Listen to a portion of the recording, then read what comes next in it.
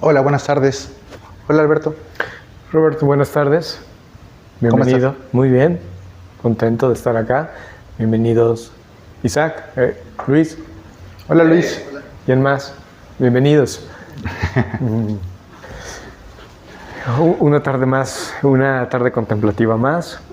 Ahora con el tema de El cuidado de... el cuidado, o así como lo habíamos nombrado, cómo cuidar de otros sin quemarse. O porque yo no me cuido cuando cuido. Que es una reflexión a la que buscamos llegar. Quienes hemos cuidado o quienes actualmente están cuidando es una situación a la que seguramente se enfrentan.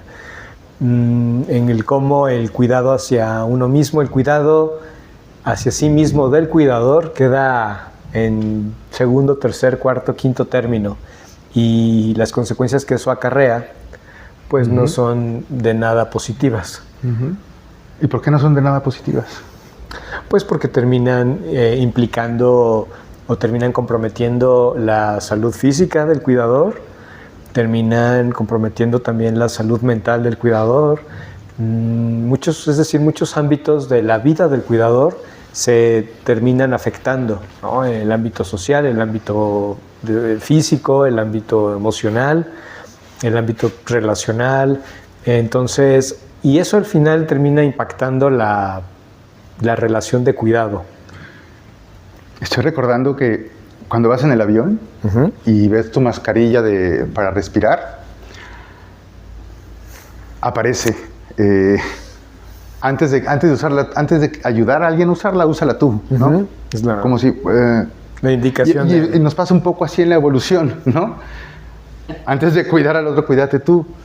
¿Por qué un comportamiento que es tan útil como cuidar al otro se realiza de una manera que nos daña? Es algo muy interesante. Y ahí quizás el problema no es cuidar, ¿no? Quizás el problema es cómo cuidamos y cómo dejamos de cuidarnos. Entonces no sé si empecemos a meditar desde ahora. Meditemos. Meditemos. Entonces acá tomen su postura, una base estable. Acá mismo, si estás en el cojín, solo asegúrate de que tus pies no se estén como apretando uno contra el otro, Isaac. No. También cuando usamos jeans también es como difícil tener esta postura. Entonces, sí, en donde te sientas cómodo, no tiene que estar totalmente dobladas las piernas. Siéntete libre de estirarte, pero también de hacer de la postura tu propia versión. Entonces, partiendo de una base estable desde la que puedas activar los músculos de tu espalda y tomar responsabilidad por esa espalda erguida, las manos descansando sobre los muslos, sobre el regazo, también considerando el tener los hombros y el pecho abiertos, revisando si tu rostro tiene una tensión de más, la mandíbula, los párpados, el entrecejo. Si encuentras que hay tensión de más, permítete soltarla. Y te propongo hacer la práctica con los ojos cerrados, aunque si en algún momento necesitas abrirlos, lo puedes hacer.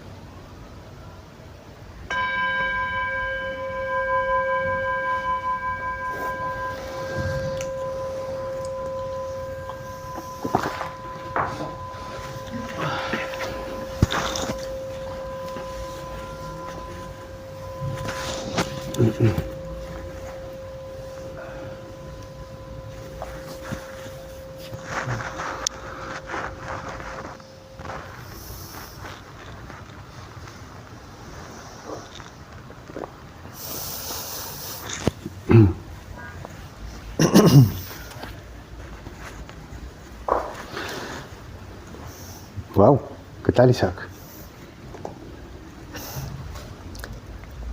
Fuerte.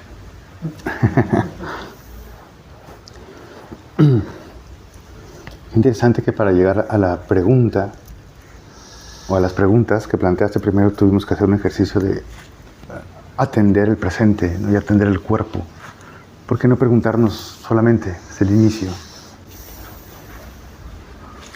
Pues me parece que lo que nos puede aportar un periodo de atención a la respiración, atención al cuerpo, es estabilizar la mente, pero también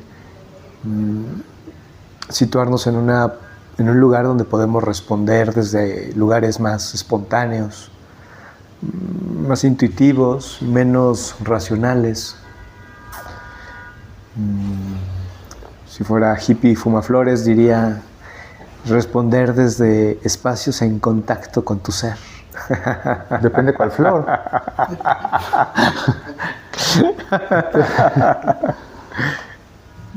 Me pareció interesante porque esto que discutimos hoy, que es cuidar hasta quemarnos, creo que es justamente una falta de atención. Es la falta de este preámbulo a la pregunta que acabas que realizaste, ¿no? Uh-huh.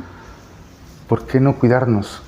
Porque quizá no nos damos cuenta, y no nos damos cuenta porque no atendemos lo que nos está pasando durante el cuidado. Sí, no sé si desde ahora podemos empezar a meter este tema tan citado en estas tardes contemplativas como es la compasión y hablar de esto que fue antes de empezar la sesión. Hablábamos de el modelo heurístico de la compasión de Halifax, que tiene una correspondencia con el modelo de la compasión de un autor llamado Roberto Mercadillo en un artículo del 2012.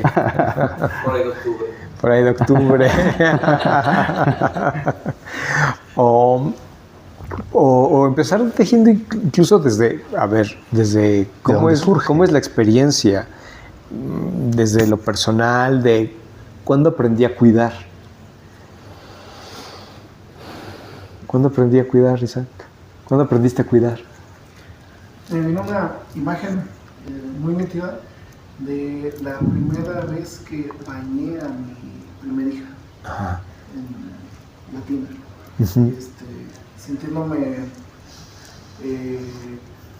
un poco torpe y también incierto, ¿no? Con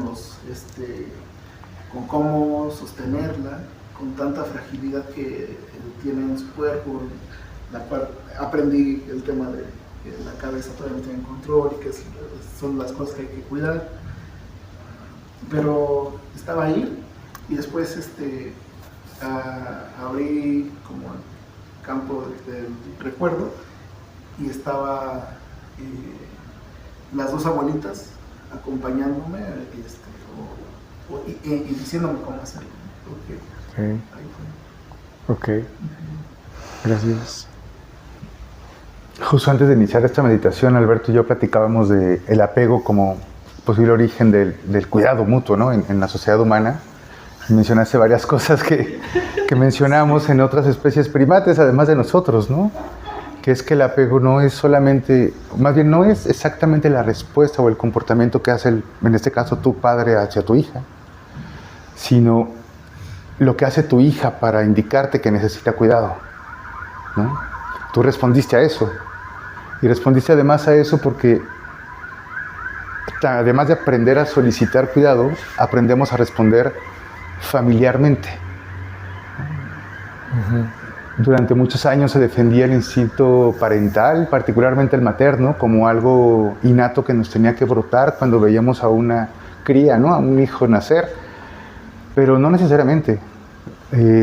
Tanto madres humanas como madres de otras especies primates, cuando no viven con su familia porque fueron extraídas de la selva o están como mascotas, no aprenden a cuidar, no pueden responder a ese llamamiento de su hijo. Aunque el hijo sí hace la expresión. Les parece que lo que realmente aprendemos desde casi recién nacidos es a solicitar cuidado y aprendemos a cuidar a lo largo de nuestra vida con la familia. En este caso, tus abuelas te enseñaron. Aprendemos, o de forma instintiva está esta conducta que llama el cuidado de otros. Híjole, es que meterme con la noción de instinto me cuesta trabajo. O sea, no sé responder exactamente eso. No sé si primera expresión es innata, ¿no? Como expresión, es que como reflejo sí, como movimiento sí, ¿no? Ok, bueno, pero es una conducta no sé si refleja. Ahora no sé qué grado de innata tenga el acto. Ahora, lo que sí es necesariamente un aprendizaje es la manera en la que la cría va aprendiendo a solicitar conforme va observando o sintiendo las respuestas de sus padres. A ver, pienso, ¿no? El llanto no lo aprendemos. No.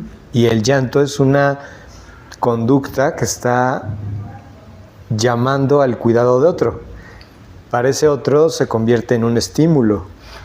Bueno. Y viene una señal y entonces el otro responde. Técnicamente el llanto es una consecuencia del dolor, ¿no? De la incomodidad física. Eso es el llanto. En un ámbito social, ¿no? Y de relaciones como nosotros, ese llanto puede expresar una llamada de cuidado, si así lo leemos y si así hemos aprendido a codificarlo en nuestra sociedad. Entonces, como llanto, como un efecto de algo que nos duele y nos incomoda, sí, está presente desde que nacemos, sin necesidad de ningún aprendizaje. ¿Cómo ese llanto lo podemos usar para hacer cuidados? Eso sí lo vamos aprendiendo desde el primer momento en que hay respuesta o no hay respuesta. Claro, se da un reforzador y dices, esto funciona para obtener algo y lo continúas haciendo. Sí. Pero entonces el cuidar es algo que sí vamos a ir aprendiendo. Exacto, y aquí esto ya más interesante porque es cómo es que aprendimos a cuidar sin atendernos nosotros. Aun cuando tenemos esta capacidad de solicitar cuidado porque por eso crecimos y por eso fuimos criados. A ver, partiendo de este supuesto, de esta idea en la que aprendemos a cuidar a través de cómo miramos a otros cuidando. ¿Sí? ¿No me estoy perdiendo? Ajá. Mirando y sí. Yo veo cómo mi abuelita me cuidó, ¿no? Y eso modela el cómo yo podría cuidar. Pero pienso que en esta cultura en la que el cuidado generaciones tras generaciones ha sido algo que excluye a la abuelita o excluye a esa persona que me enseña a cuidar, pues ahí tengo el aprendizaje completo. O sea, ¿te refieres a que le excluye de que después la abuelita no es cuidada? O sea, si yo aprendo de la abuelita, mi abuelita es el modelo de cómo cuidar. Yo veo que mi abuelita no se cuida. Entonces, mi aprendizaje es, cuidar es esto y excluye esto. Me excluye a mí. Pero yo me preguntaría por qué la abuelita no se cuida, porque eso lo aprendió su abuelita que no se cuida y no se... ¿De dónde aprendió la primera abuelita a no cuidarse? ¿Dónde está la primera abuelita? ¿Dónde fue el origen de todo esto? ¿No? ¿Qué abuelita torció esto? Y yo creo que hay un elemento de sacrificio importante aquí. La noción de yo voy a hacer lo que sea por esa cría. Pero ¿no? Eso es cultural. ¿O desde un comportamiento en otros primates se da el sacrificio? Yo creo que es cultural en el sentido de que lo podemos modelar, nombrar, regular, pero yo creo que hay casos en los que el vínculo puede ser tan fuerte que proteges como sea a esa persona o a ese ser, aun cuando no te hayan enseñado a cómo protegerlo. Yo creo que es una respuesta que va como proporcionalmente fuerte o en intensidad al vínculo que tienes con la persona o con el ser que estás cuidando. Entonces, ¿habría naturalidad en quemarse por cuidar a otros? Pues no sé si en quemarse, pero sí en entrar al fuego para rescatar a tu hijo, creo. El torito. Al menos en Latinoamérica sí. y claro que creo que hay un componente cultural importante también porque nuestra cultura es de mucho sacrificio también. De abnegación, de sacrificio, ¿no? Incluso hasta pienso en esta diferenciación de rol masculino y rol femenino. También lo llevamos tanto el masculino como el femenino a la abnegación y al sacrificio, ¿no? O sea, a lo mejor en estos roles de antaño tan marcados, donde el hombre es el proveedor, pues mucho se habla del papá que se sacrificó su vida y que tenía 3 trabajos, ¿no? Para poder proveer los medios económicos a los hijos. Por su lado, las mujeres en las labores de cuidado en casa, pues también se sacrifican su vida, ámbitos del desarrollo personal, profesional, la salud, ¿no? Y eso está bien visto, ¿no? O por lo menos durante muchas generaciones ha sido el ideal de la buena madre, el ideal del buen padre. Pero realmente entonces eso es algo que tenemos que hacer. Yo pienso que sí, porque además no solo es el rol de la madre y del padre, que quizás sean los casos más difíciles de comprender, porque yo creo que el vínculo que puedes tener como madre o como padre con un hijo, solamente ese padre y esa madre lo pueden sentir, ¿no? Uh-huh. Pero otros roles nos pasa también muy similar con otros roles no parentales, el médico, el maestro, el entrenador de algo, la tía, el tío. O sea, hay otros roles que implican cuidado a los que también les asignamos el cuidado sin el instrumento o el contorno para cuidarse también. Yo no sé si en la Facultad de Medicina o en la de Psicología lleven ya alguna materia de cómo cuidarse cuando haces trabajo clínico, cuando vas de brigadista, ¿no? No. Entonces, ese sacrificio y esa falta de cuidado del que cuida también está presente en otros tantos roles que implican cuidado. Uh-huh.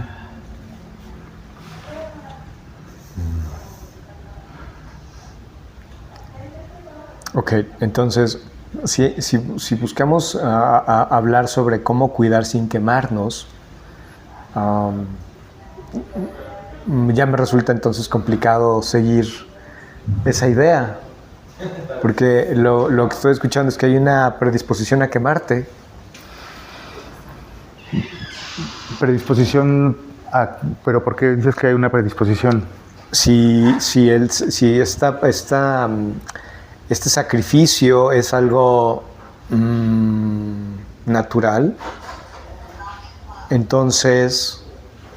Ok, ya entendí. Sí. Quemarse es natural. Bueno, es que cuando dices quemar, en ese momento que dijiste quemarse, yo sí imaginé un fuego no metafórico. Ajá. ¿No? Y ambos son... La metáfora es interesante porque cuando tú observas a alguien en peligro inminente, riesgoso, puedes realizar un acto para aliviarlo no en una especie, en un acto de reacción, de respuesta emocional, ¿no? ¡Fum! Uh-huh. Que no solamente está presente en los humanos, muchas especies lo hacen. Hay varios casos varios reportes en zoológicos de madres, o incluso ni siquiera madres, miembros de un grupo de chimpancés en zoológicos que se avientan al agua cuando la cría cae al agua, uh-huh, ¿no? En los fosos que contornean las islas. Y los chimpancés son hidrofóbicos. Uh-huh. ¿Sabes? Se avientan a lo que les da miedo y lo hacen, ¿no? Que no es lo mismo un cuidado prolongado, que sí implicaría un entrenamiento, implicaría tiempo fragmentado, tiempo planeado para ejecutar esa labor. Ahí no es un elemento emocional o que está haciéndose como respuesta. Uh-huh. Sí, hay un vínculo afectivo que claro que media y filtra la manera en la que cuido. Pero hay espacios, tiempos, formas para planear ese cuidado. Uh-huh. Entonces creo que son dos casos diferentes. En una, no sé, ni siquiera sé si llamarlo cuidado, sería más bien rescate, ¿no? Rescate. El otro sí es un cuidado. Más como protección y cuidado. Exactamente. Como distinguiendo, ajá, claro. Ajá. Uh-huh.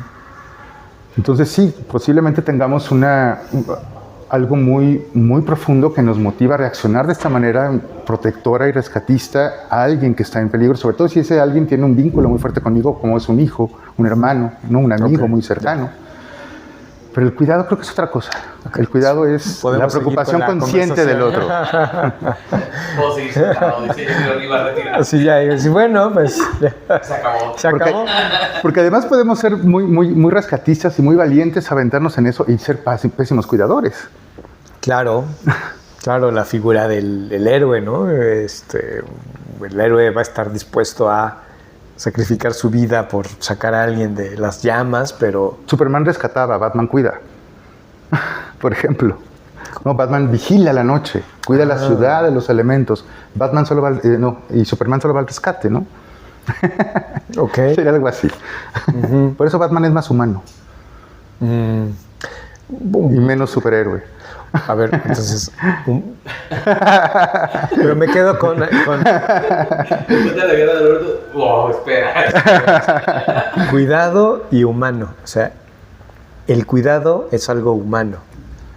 Algo de alguien que no es un semidios, ¿no? O alguien que es súper poderoso e invencible, porque para poder cuidar al otro tienes también que comprender tu vulnerabilidad, si no, ¿cómo vas a leer? Es la vulnerabilidad que tienes que cuidar. Pero me parece que en el día a día eso es lo que se está olvidando. Eso en la gente que hoy está... O sea, ¿cuántos casos clínicos pueden llegar a consulta en el que la persona que llega es el cuidador primario y llega quemado, llega con ansiedad, llega con depresión, llega con problemas de sueño y cuando comienzas a platicar con él te das cuenta que se sitúa muchas veces en el lugar de héroe, en el que si yo no lo cuido, si yo no la cuido, su vida se acaba. Si alguien más, es más, aunque haya otros cuidadores, pero si yo me hago un paso para atrás o dejo de estar ahí, es el final. Y que eso, pues, en los primeros 3 meses aguanta, ¿no? Pero pienso en enfermedades largas.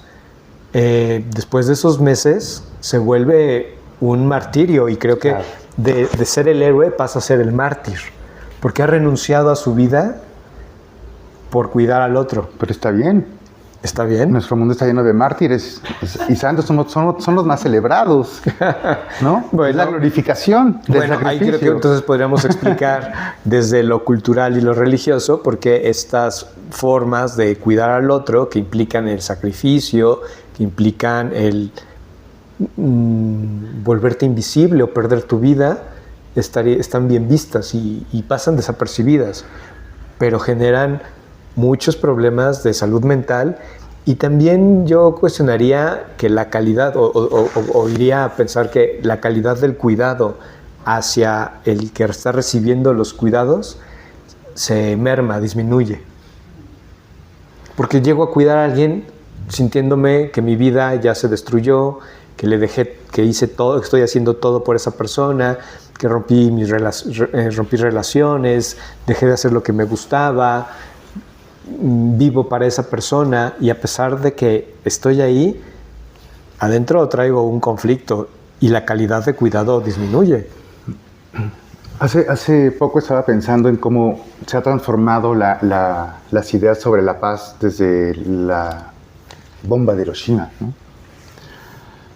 Y cómo cuando se crea esta gran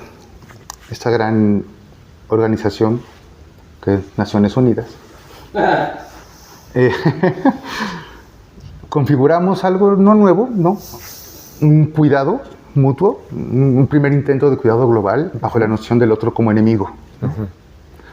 El otro como enemigo del que me tengo que cuidar. Ya no solamente no lo cuido, me tengo que cuidar. Y pocas décadas después, en el 70,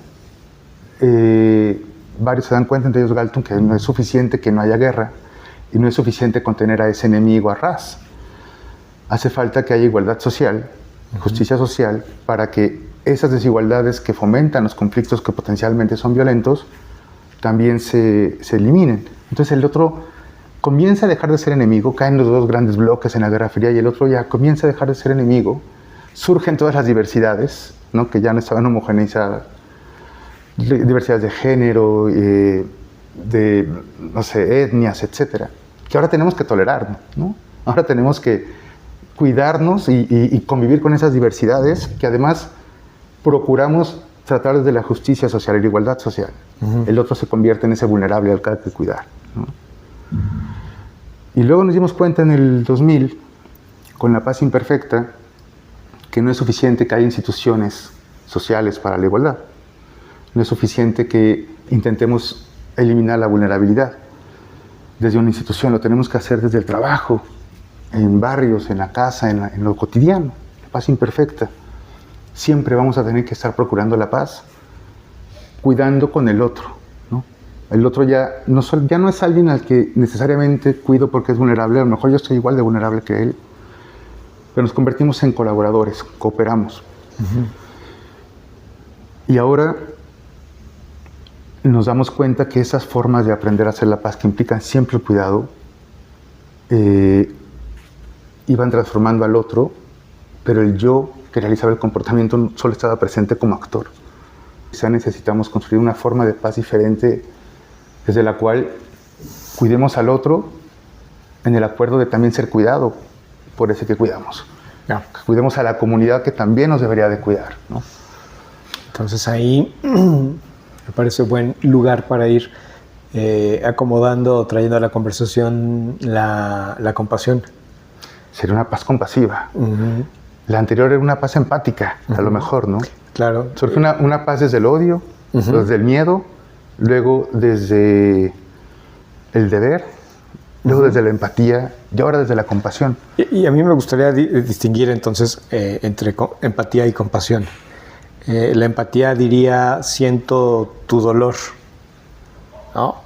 Y la compasión es, veo tu dolor y me mantengo presente para ayudarte a aliviarlo.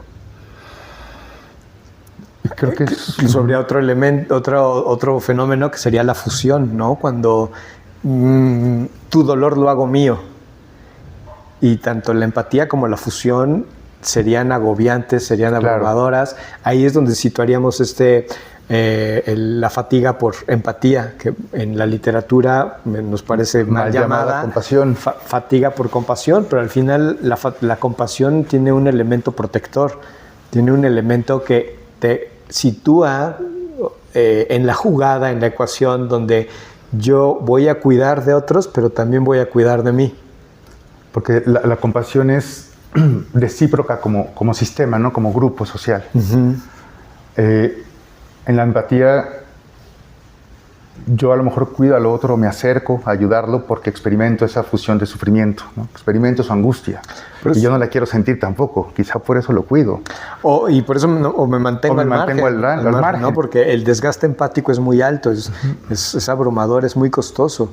Pero en la compasión, bueno, tú me corregirás, tú eres el experto en este tema, la compasión implica también autocompasión, es decir, expresar compasión y actuar compasivamente hacia el otro implica ya un reconocimiento de mí como sufriente también y por tanto de alguien que también merece ser cuidado. No puedo ser compasivo si no tengo compasión por mí también y me acepto como alguien que debe ser cuidado porque sufro, ¿no? ¿Es así? Se hablan de estos tres flujos de la compasión, ¿no? De la compasión que yo doy hacia otros, la compasión que otros me dan a mí y la compasión que me da a mí mismo. Y la presencia de estos tres flujos o la existencia de estos tres flujos cerraría el círculo de la compasión, ¿no? Por eso es que el traer a colación la compasión como un elemento del cuidado, como una motivación del cuidado, me parece necesaria, porque sitúa entonces en la relación de cuidado a dos sujetos o a dos personas vulnerables, a dos seres humanos. Que eso es algo que también, regresando a lo de quemarse, se nos olvida, ¿no? El cuidador se le olvida que es otro ser humano que está en una relación con otro ser humano y ambos son vulnerables. Cuando reconozco que ambos somos vulnerables, uno genera una relación horizontal, pero también no pierdo de vista mi vulnerabilidad, mis necesidades y entre ellas mi necesidad de cuidado. Entonces, la relación de cuidado me parece se vuelve algo mucho más humano en función de la presencia de la compasión. O sea, mi motivación es la compasión. Y creo que podría alguien preguntar, bueno, ¿y no todo el cuidado, toda relación de cuidado surge de la compasión? No estoy seguro. No creo. No estoy seguro. No. Yo creo que puede surgir de la empatía, incluso del deber ser, ¿no? Del deber ser o del querer ser. O del querer ser. El querer ser, ¿no? O sea, quiero ser útil para ti, ¿no? Porque desde ahí encuentro cierta valía, ¿no? Entonces, yo te voy a cuidar, nadie más, yo te voy a cuidar, y en ese momento estoy queriendo ser la persona importante para ti, el Salvador. Y desde el amor. O desde el amor. Que alguna vez platicamos, ¿no? ¿Cuál es la diferencia entre el amor y la compasión? Si la compasión también es amor, ¿no? Como Chala es amor. Entonces, Y Rigo. Chala es amor, pero no sé si Chala es compasión, ¿no? Entonces, Rigo, estamos ciertos, Rigo es aquí amor. estamos ciertos de algo, que Rigo es amor, eso sí. y tú dijiste alguna vez, bueno, la diferencia entre la compasión y el amor es el sufrimiento. La compasión es una expresión de amor muy particularmente dirigida a lo sufriente y al alivio de ese sufrimiento, ¿no? Uh-huh.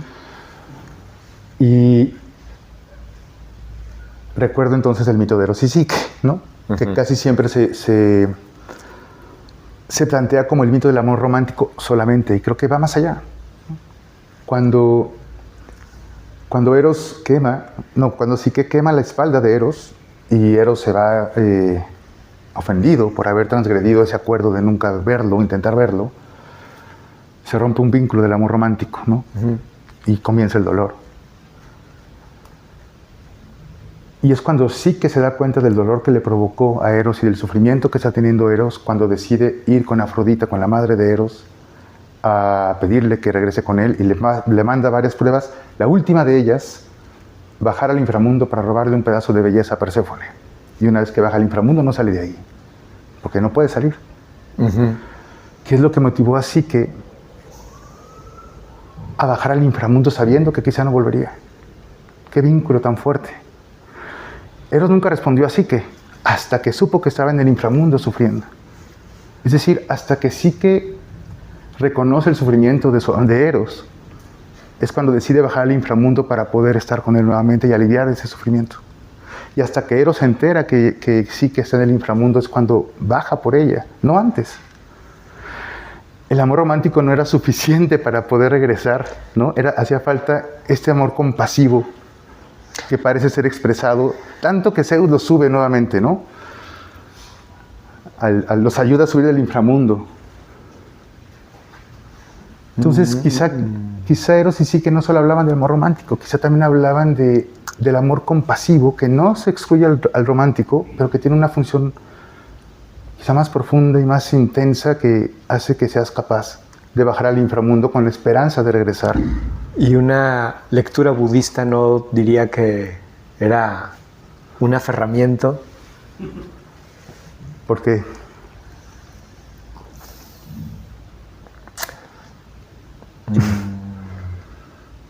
Estoy...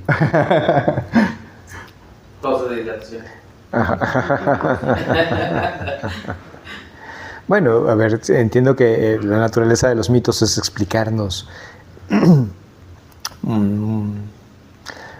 muchas situaciones humanas, generar estas metáforas hacia allá, pero otra vez vuelve este elemento del sacrificio, donde...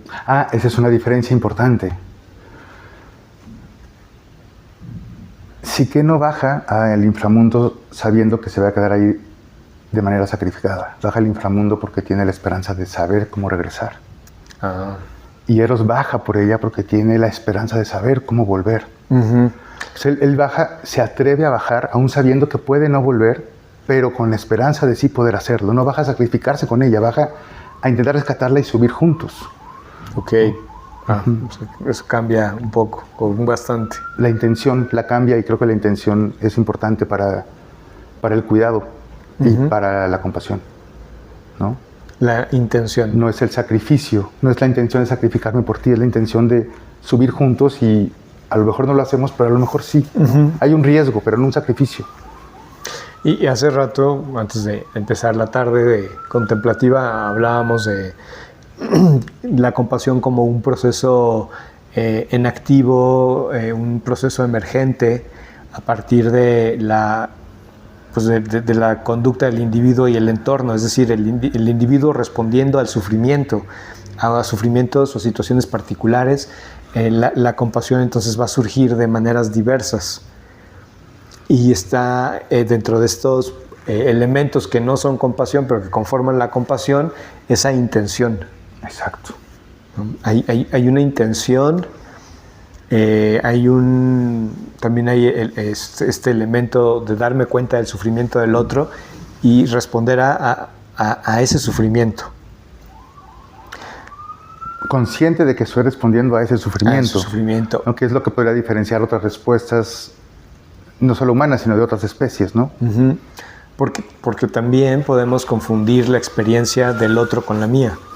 O sea, cuando yo estoy viendo a alguien sufriendo, y sobre todo a alguien que me importa, que es alguien cercano a mí, hay una experiencia, está la experiencia de esa persona sufriendo y está la experiencia de mi sufrimiento al ver a alguien que amo sufriendo. Y actuar desde un lugar de compasión sabia me permitiría discernir esas dos experiencias y en consecuencia responder a cada una de forma particular. ¿Sí? Sin intentar como... Claro como el agua. Claro, como el agua. A mí el ejemplo que siempre me gusta poner es el suéter que le pone la mamá al niño, al hijo, a la hija, cuando la mamá tiene frío. La mamá tiene frío, el niño está bien, pero desde la experiencia de la mamá, donde ella tiene frío, lo que hace es colocarle el suéter al niño. Desde la experiencia de la mamá y desde la autoridad de la mamá. Y desde la autoridad, sí, pero la mamá está buscando resolver una experiencia de ella, no del niño, ¿no? Y esto sé que a lo mejor... Pero Marco, desde la autoridad, porque si el niño dice no tengo frío, no le hace caso. Te lo pones. Si es otro adulto al que le quiere poner el suéter y dice no tengo frío, es posible que no, pero no hay autoridad. Pero con el niño sí. Bueno, pero con este ejemplo es como hay dos experiencias y la acción que busca resolver la experiencia sería eficaz en la experiencia de la mamá. La mamá tiene frío, la mamá que se ponga su suéter. ¿Transformaría el cuidado en control? ¿No se transformaría de ser una acción de cuidado a una acción de control? ¿Tú has puesto alguna vez el suéter a tus hijos sin verificar que ellos tuvieran frío? Sí, y creo que sí hay una intención de control, de evitar que no, es decir, no quiero que se enfermen, no quiero correr ese riesgo. Porque ¿quién tiene frío? Yo siento el cambio de temperatura. Ajá. Entonces, para mí, en mi cuerpo, me tendría que abrigar. Uh-huh. Y entonces, la instrucción de ponte. Incluso serás capaz de quitarte tu suéter para dárselo a él, aunque él no tenga frío. Sí. Uh-huh. En defensa de los controladores, yo los entiendo. Quitémonos las máscaras aquí, no es necesario, ¿no? Veámonos compasivamente.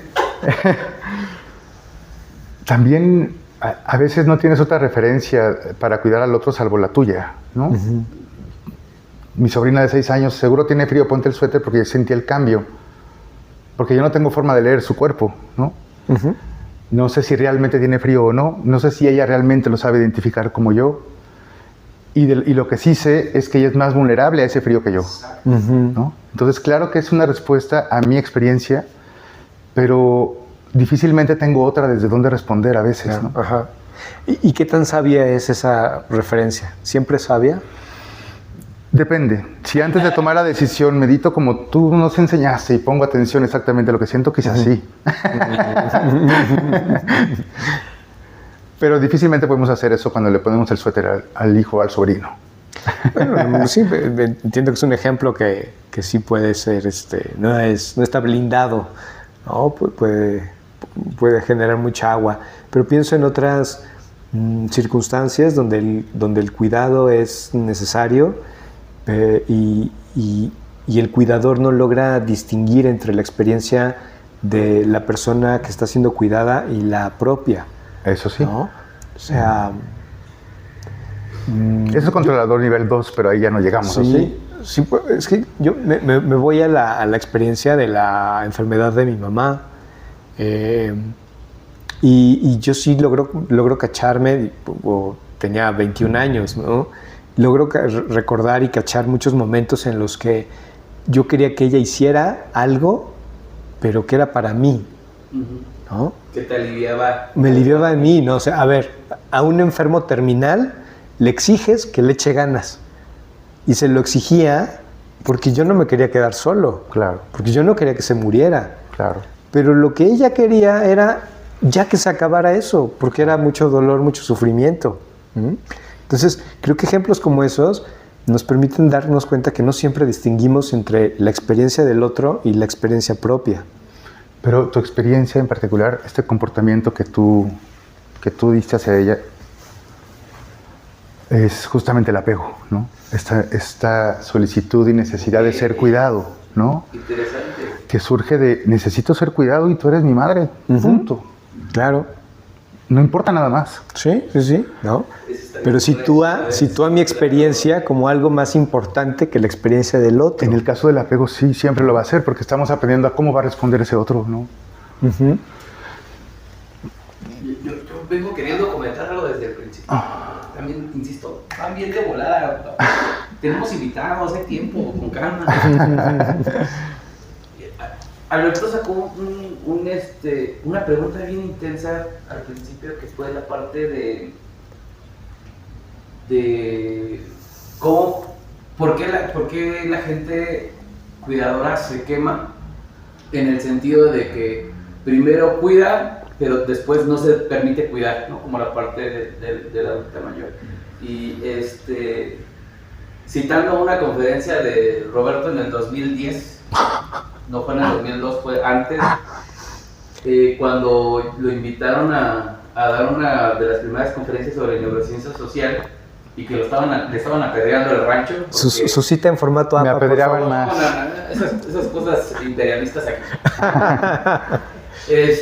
Y justamente les daba mucho ruido como esta parte de las neurociencias desde un ámbito social les chocaba mucho, pero justo compartía esta idea desde entender a las personas desde la parte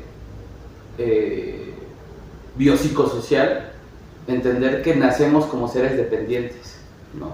Y lo traigo acá porque justamente desde esta parte instintiva que estábamos compartiendo respecto al apego, pues nacemos como un ser dependiente al cuidado o de alguien más o de algo más o de un contexto, ¿no?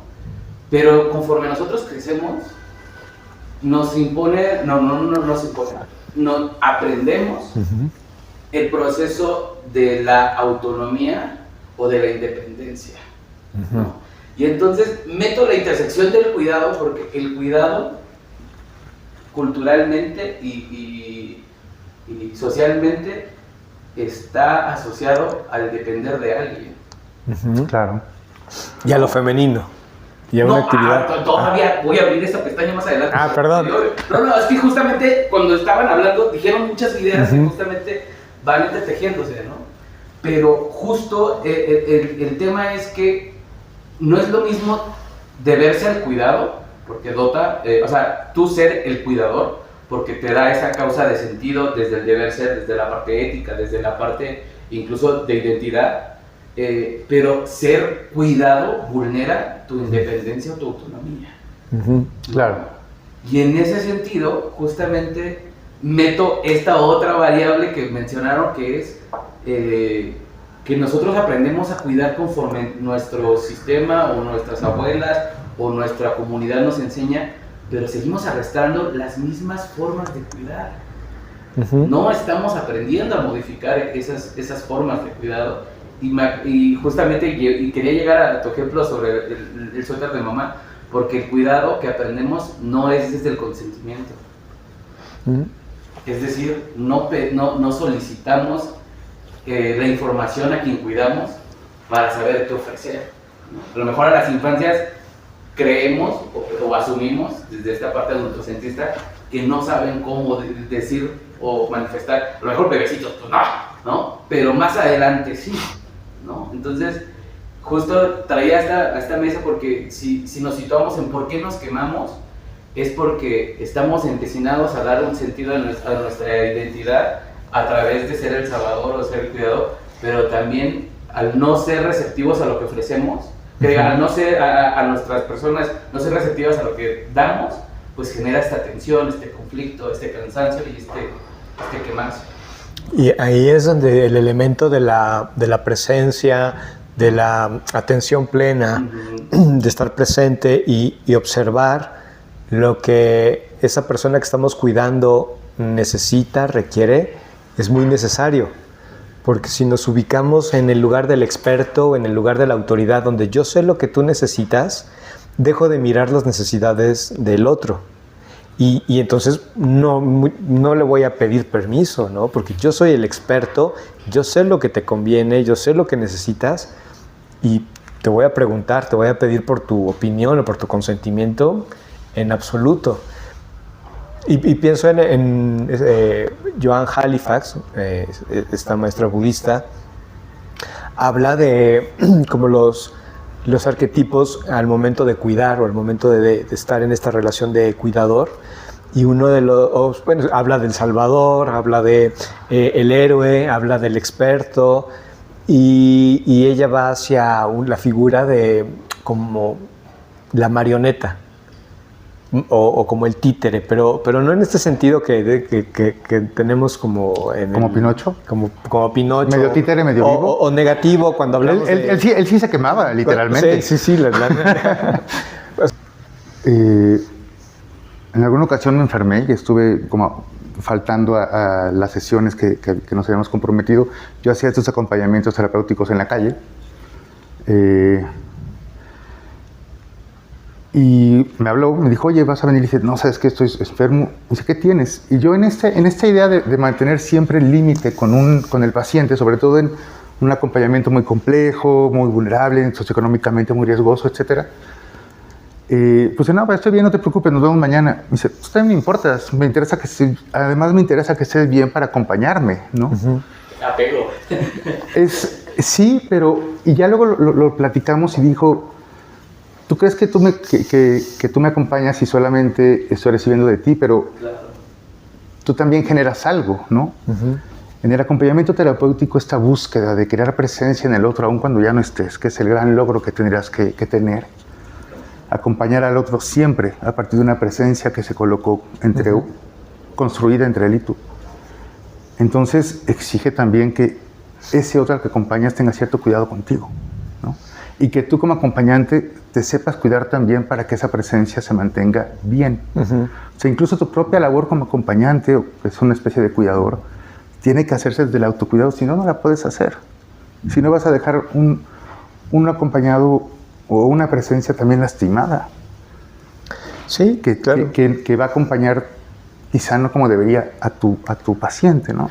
Partiendo de la idea de que esa diada terapéutica o que esa relación le permite al consultante modelar un vínculo, pues ese vínculo tiene cierta reciprocidad. Y creo que es una responsabilidad que tenemos que aprender y que existe en otras culturas. Los que somos cuidados por médicos, por abuelas, por maestros, tenemos también que aprender a cuidarlos, porque ya en términos fríos y sociales de cooperación evolutiva, necesitamos de ellos. Si necesitamos de todos mutuamente, si somos interdependientes, claro, tenemos que cuidar al que nos cuida por conveniencia. Sí, está bien, pero bajo la conciencia de que lo tenemos que hacer para también nosotros estar bien, ¿no? Sí. Los niños mayas, en Quini aprendí que las abuelas y las madres saben que un niño maya ya es responsable cuando es capaz de explicar que lo que hace afecta a su comunidad. En el momento en que el niño expresa eso, va creciendo cada vez más su capacidad de poder decidir sobre sus propios actos. Si un niño de 5 años expresa eso claramente en su familia y le conceden la responsabilidad de tomar su decisión de entrar o no a la escuela ese año o irse con su papá a la milpa, lo hacen, aunque la SEP se enoje. porque está tomando responsablemente esa decisión del niño de acuerdo a su crianza. Actualmente hay muchos niños que no tienen ese nivel, muchos adultos niños que no tienen, no tenemos ese nivel de conciencia. Entonces, esa es una forma cultural de sabernos cuidar a partir de la responsabilidad sobre el otro, ¿no? Es que esa responsabilidad es reconocer que nuestras vidas están profundamente entrelazadas. Pues es que lo están, ¿no? No, o sea, cuidar no es solo ayudar al otro, es reconocer que nuestras vidas están profundamente entrelazadas. Que es una diferencia con el altruismo. El altruismo solo es ayudar al otro por muchos motivos. El cuidado es, además de prolongado, implica un vínculo, implica un por qué lo estoy cuidando a él y no a otra persona en otro momento, ¿no? Uh-huh. Es un acto de ayuda más consciente y responsable, ¿no? Sí. Ético, diría Alberto. Ético. Sí, que sería otro de los elementos que son prerequisito para que surja la compasión. Hay una disposición ética, ¿no? O sea, hay un nivel de atención en el cual te permite darte cuenta o estar presente, ¿no? Hay un carácter o una disposición ética a ayudar a implicarte en ese sufrimiento para contribuir a aliviar ese sufrimiento. Pero también está esta parte de darte cuenta que hay dos experiencias encontrándose, ¿no? Lo que yo siento, lo que a mí me genera ver a otro sufriendo y el sufrimiento del otro. También hay un compromiso en contribuir a aliviar ese sufrimiento y que a lo largo pues se podría ir expresando como cuidado, ¿no? En el tiempo se va expresando como un cuidado. Creo que también la idea de la compasión y la idea del amor incondicional en el budismo tiene este elemento de la acción y de una acción incondicional, que es como Gotama cuidado. O como Luis Miguel. Como porque Gotama. Son cuidados diferentes y son incondicionales. Pero pero el de este señor tiene una disposición ética, es una disposición ética al cuidado, ¿no? A procurar que estés bien. ¿Y la de Luis Miguel? Luis Miguel, pues no, la incondicional no la cuidaba tanto. Okay. En realidad no la cuidaba. No era incondicional. Por maltrato. Es más bien era un acto de violencia que implicaba control psicológico y emocional. Por eso era incondicional.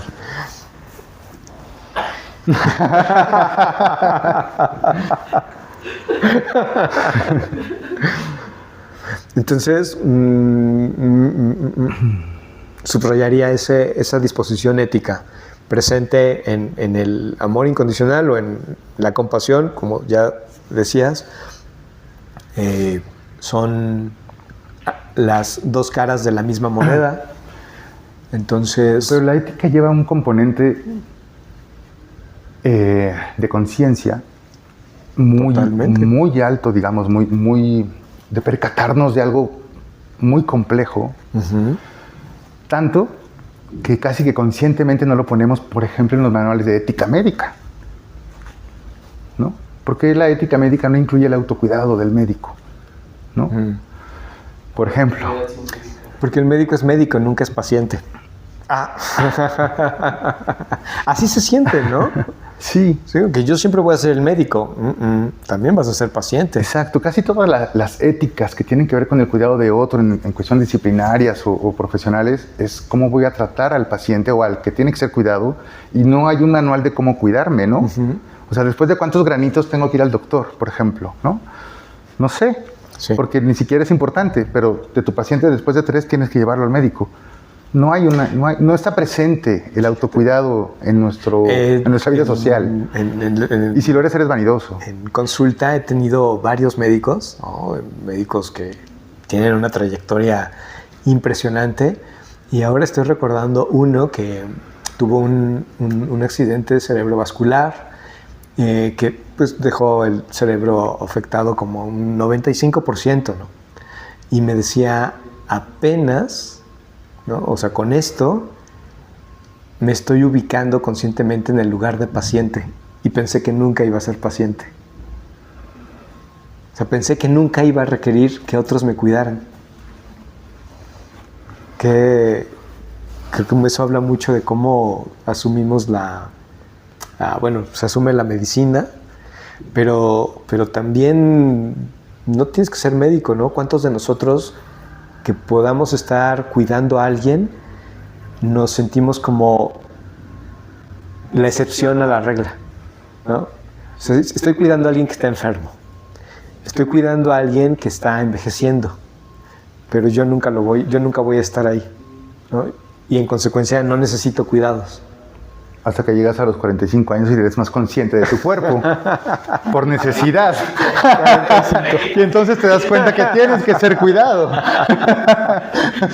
Yo oigo 45. Es decir, sí, ¿no? hasta que es la evidencia de te hace falta cuidado, hasta que puedes escuchar, porque ya está gritando eso que tiene que cuidarse, entonces es cuando te cuidas, ¿no? No es la incapacidad de escuchar, no sé, ¿de dónde viene la falta de cuidado, ¿no? A uno mismo? ¿Por qué no está presente?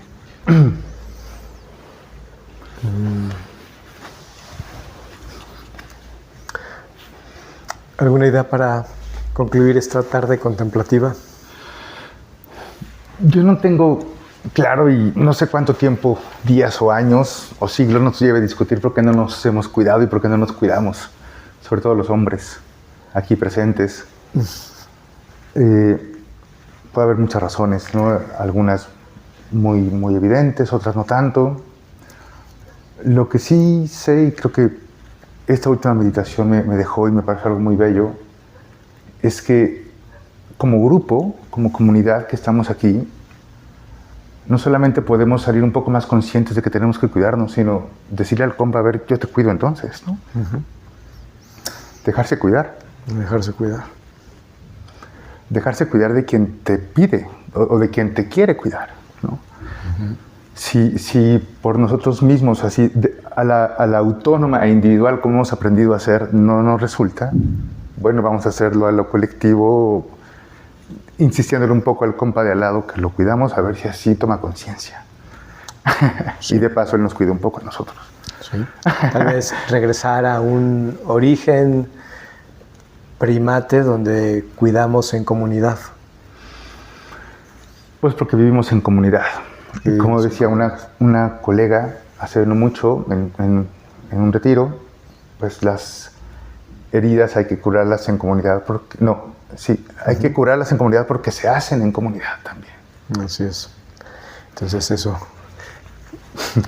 habla de que nos podemos cuidar en comunidad. Así que eso. ¿Algo más?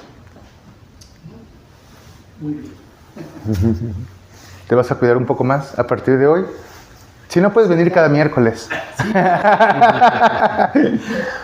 Este espacio es un poquito de autocuidado, ¿no? Sí.